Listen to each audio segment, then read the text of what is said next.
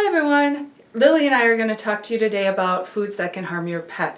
In general, the same foods that can hurt your dog can also hurt your cat. The first food I'm going to talk about is xylitol. This is what it looks like. It looks like sugar and is actually considered a carbohydrate. This particular Now brand derived theirs from corn, and it's extremely toxic to animals. To people, it's actually a good idea if you're diabetic. Your blood sugar wouldn't be raised as quickly if you use this as a sweetener. It's got a third less of the calories than sugar does. So there are a lot of people using it out there. It's used in chewing gum, candies, breath mints, but for a dog, it's extremely toxic. It can cause vomiting and stomach upsets, and even worse, it can cause death, and it doesn't take much for that to happen. The next food I'm going to talk about are avocados. So this is the flesh of an avocado. The pit actually contains a fungicide that the plant makes to protect itself. Most plants do create fungicide, natural pesticides, this type of thing so they can protect themselves from the pests in the environment. So the avocado makes one called persin, and persin, P-E-R-S-I-N, is toxic to dogs and cats, and it's created in the seed in the pit, but it can also leach from the pit into the fruit. The shell itself also has some of this in it.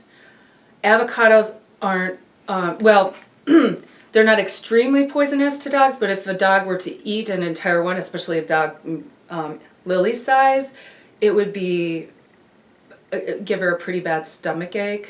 Overall, if a dog eats a little bit of avocado, it's not going to be a big deal in most cases, especially with a healthy dog. Alcohol is also toxic to animals as it is to humans. It's considered a poison. The hops in beer is very toxic to dogs. Hops can cause vomiting, diarrhea, breathing problems, and even coma. So it's definitely a good idea to keep alcohol away from your little pets. The next food I'm talking about is the onion, and whether they're powdered, cooked, fresh, keep these away from your pet. These have a compound called thiosulfate. It kills red blood cells, and in small doses here and there, it probably won't do too much damage. But if your dog eats a large amount of onion, you may have to get a blood transfusion. It kills red blood cells, lowering immunity. The symptoms are hard to see, and usually until it's too late.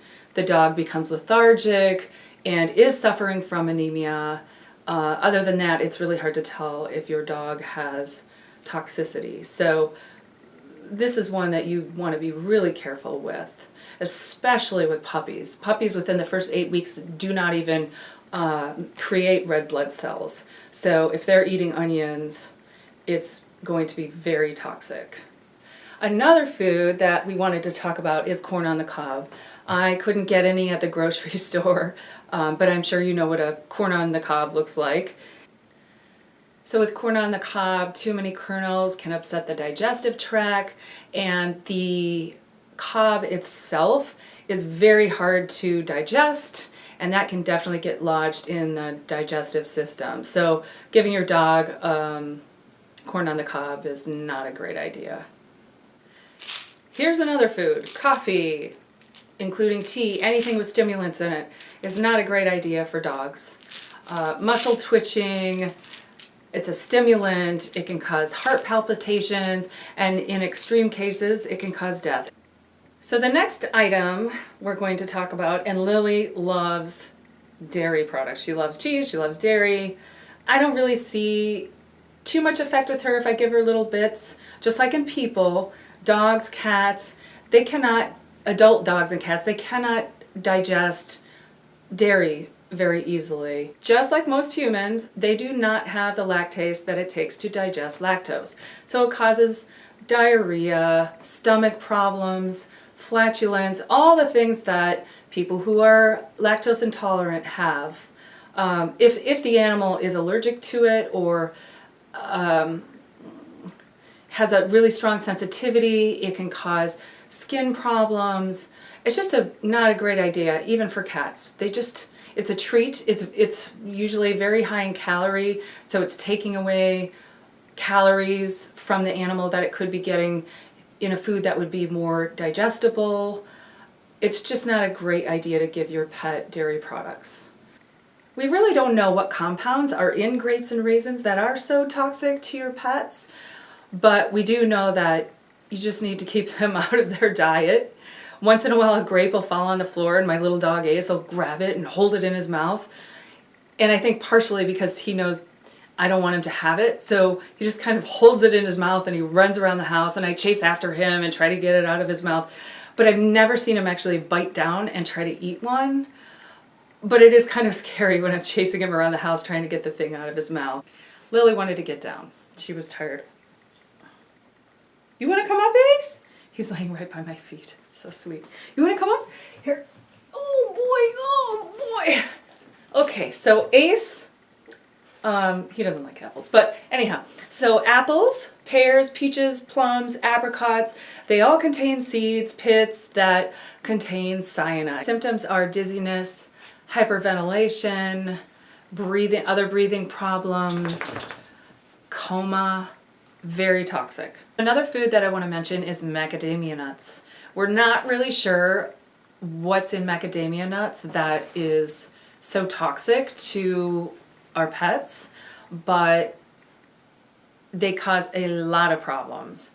Those include muscle shakes, vomiting, high temperature, depression, tremors, hypothermia, and weakness, especially in the back legs, which makes it difficult to walk. Dark chocolate is actually more toxic to your pet than a milk chocolate.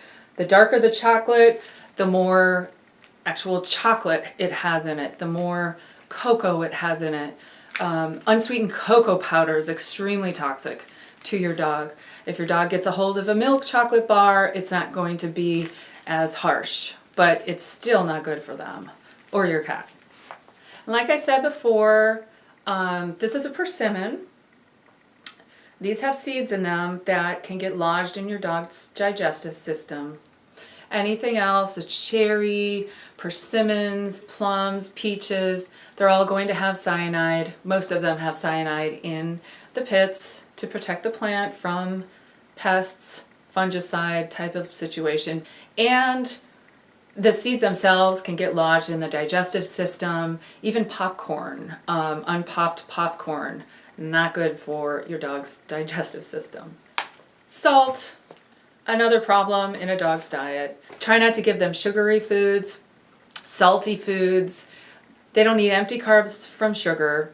Even cats can't even taste sweetness, so there's really no point in giving them anything that has sugar in it. And then also salt can throw off the potassium-sodium balance in the body in cats and dogs. So just keep salt and sugar away from your pets. Another food that you want to keep away from your pets is yeast dough. So for example, bread dough, raw bread dough. So there's a really good chance that it's going to start fermenting in the gut, creating alcohol, which is toxic.